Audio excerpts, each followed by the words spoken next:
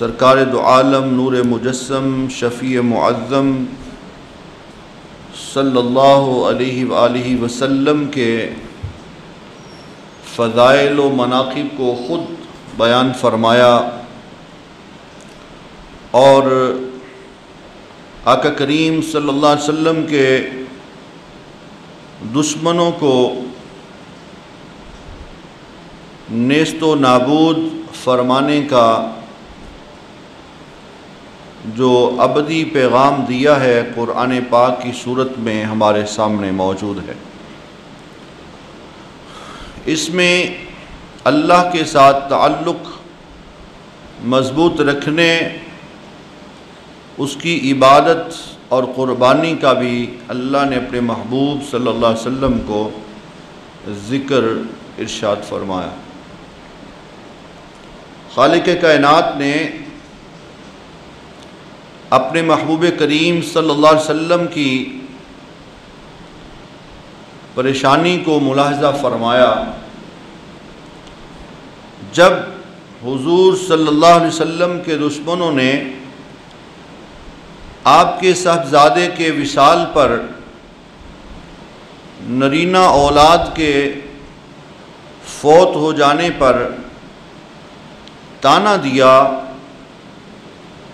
کہ اب آپ معاذ اللہ ابتر ہو گئے،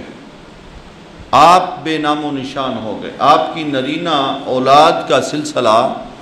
ختم ہو گیا۔ تو یقیناً آقا کریم صلی اللہ علیہ وسلم کو اس کا بہت دکھ ہوا۔ لوگوں نے، ان بدبختوں نے حضور کو دیکھ کر بھی آپ کی عزت نہیں کی، آپ کے فضائل اور مناقب کو تسلیم نہیں کیا۔ یہ تو ہماری خوش بختی ہے کہ ہم بن دیکھے بھی قربان ہو رہے ہیں، اور وہ لوگ جن کے اوپر بدبختی غالب ہوتی ہے وہ دیکھ کر بھی ماننے سے محروم رہتے ہیں۔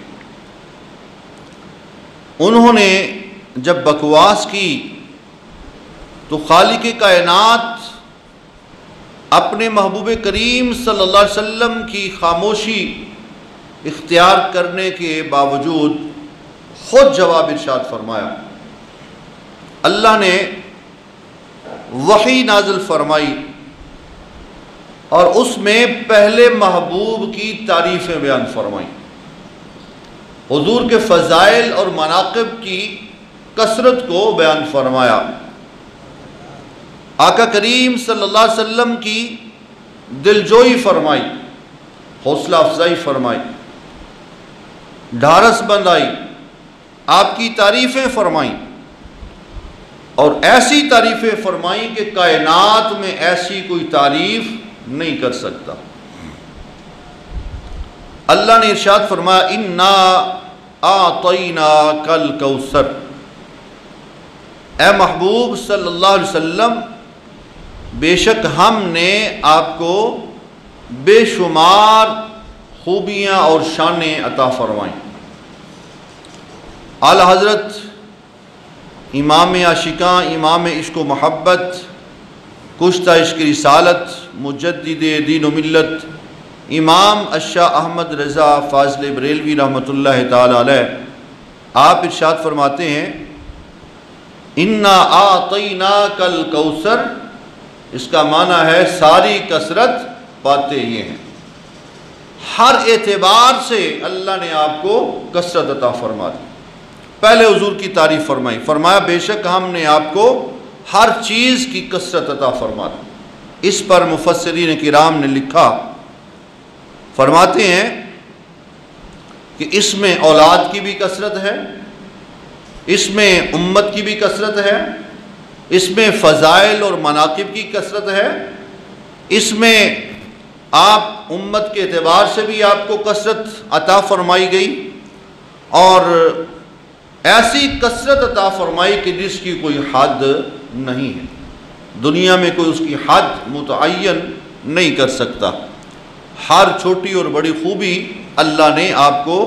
عطا فرما دی، اور اتنی خوبیاں عطا فرمائیں کہ کائنات میں اتنی کسی کو عطا نہیں فرمائی۔ گویا دوسرے مقام پر اللہ نے فرمایا کہ ہم نے آپ کو برہان بنا کر بھیجا، اور آپ کو یہ بھی خاصہ دیا کہ آپ کی اولاد، آپ کی صاحبزادی حضرت خاتون جنت سیدہ طیبہ طاہرہ زاہدہ عابدہ حضرت فاطمہ الزہراء رضی اللہ تعالی عنہا، آپ سے اپنا جو سلسلہ نسب ہے اس کو جاری فرمایا۔ تو اعتبار جو اولاد کے اعتبار سے آپ کو کثرت عطا فرمائی کہ آج پوری دنیا میں حضور کی جو نسل ہے وہ تشریف فرما ہے۔ تو اللہ نے اس میں اپنے محبوب کریم صلی اللہ علیہ وسلم کو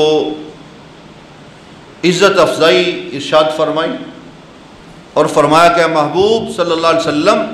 ہم نے آپ کو جب ساری کثرت دے دی ہے تو اب کائنات میں اس کو کوئی کم نہیں کر سکتا، کسی کے اندر یہ مجال نہیں ہے، تو اس کثرت کو بڑھانے والے ہم ہیں۔ تو خالق کائنات اپنے محبوب کریم صلی اللہ علیہ وسلم کو ساری کثرتیں عطا فرمانے والا ہے۔ آگے جو پیغام اللہ نے دیا وہ ہمارے لیے بھی بہت بڑا سبق ہے۔ اللہ نے اپنے محبوب کو ساری کثرت عطا فرما دی، اس کے باوجود ارشاد فرمایا فَصَلِّ لِرَبِّكَ وَانْحَرْ، تو اپنے رب کے لیے نماز پڑھتے رہیں اور قربانی فرماتے رہیں۔ نماز سے جو ہے وہ آپ کو پھر بھی جو ہے اللہ تعالیٰ نے بے نیاز نہیں فرمایا، قربانی سے بھی جو ہے وہ قربانی کا بھی حکم ارشاد فرمایا۔ تو آج ہم امت میں سے کوئی کسی بھی بڑے مقام اور مرتبے پر فائز ہو جائے اور دعوے دار بن جائے کہ میں بہت بڑا مقرب ہو گیا ہوں، بہت اللہ والا بن گیا ہوں، میرے تو ڈائریکٹ اللہ سے رابطے ہیں، مجھے عبادت کی، نماز کی، قربانی کی ضرورت نہیں ہے، تو اس سے بڑا بدبخت کوئی نہیں۔ تو اللہ نے اپنے محبوب کریم صلی اللہ علیہ وسلم کو بھی اس کا حکم ارشاد فرمایا، اور آپ کے ذریعے سے ہمیں اس کی تعلیم ارشاد فرمائی، اس لیے کہ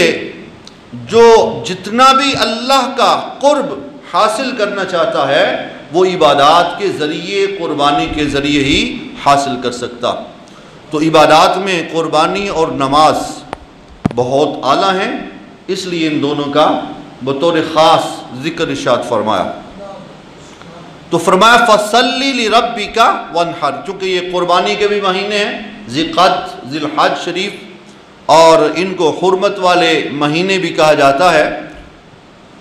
تو انشاءاللہ آگے قربانی کا بھی ذکر کریں گے۔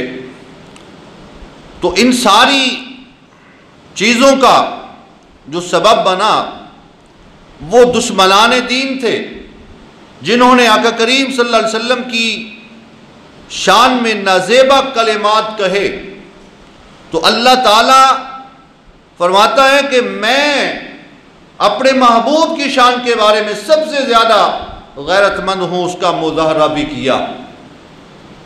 جیسے ہم بھی معاشرے میں سنتے ہیں لوگوں سے، لوگ کہتے ہیں ہم بھی بڑے عاشق رسول ہیں، ہم میں بھی حضور سے بڑی محبت ہے، لیکن اس کا مظاہرہ نظر نہیں آتا۔ جو انسان دعویٰ کرے اس دعوے کے مطابق عمل بھی نظر آنا چاہیے۔ اگر کوئی شخص کہتا ہے میں مسلمان ہوں تو اس کے اسلام کا اظہار بھی ہونا چاہیے، دعویٰ ہی نہیں، اس کی کوئی دلیل بھی ہونی چاہیے۔ تو اگر کوئی مسلمان ہے تو اسلام کے اوپر اس کا کوئی اظہار بھی نظر آنا چاہیے۔ اور ایمان کی صفات میں موجود ہے اقرار باللسان و تصدیق بالقلب، دل میں اس کی تصدیق ہو اور زبان سے اس کا اقرار ہو، عمل سے اس کا اظہار ہو۔ تاکہ پتہ چل جائے اور کسی کو بتانا نہ پڑے کہ میں عاشق ہوں، لوگ سمجھ آئیں کہ یہ اللہ کا بندہ ہے، یہ عاشق رسول ہے، یہ دیوانہ ہے، یہ آقا کا مستانہ ہے، سمجھ آ جائے، دیکھ کر ہی پتہ چل جائے یہ مسلمان ہے۔ بجائے اس کے کہ وہ جیسے اقبال نے کہا کہ تمدن میں ہو تم نصارہ، وضع میں ہو تم نصارہ، تمدن میں ہنود، وضع عیسائیوں کی طرح اور رہن سہن ہندوؤں کی طرح ہو، وضع میں ہو تم نصارہ، تمدن میں ہنود، یہ مسلمان ہیں جنہیں دیکھ کے شرمائیں یہود۔ آج ہمارے اوپر جو وبال ہے، دل خون کے آنسو روتا، بہت پریشانی کا عالم ہے، اللہ سے التجا ہے، دعا ہے، اللہ ہماری مشکل کو آسان فرمائے، ہمیں صحیح مسلمان بنا دے، مصطفیٰ کریم صلی اللہ علیہ وسلم کا دیوانہ بنا دے۔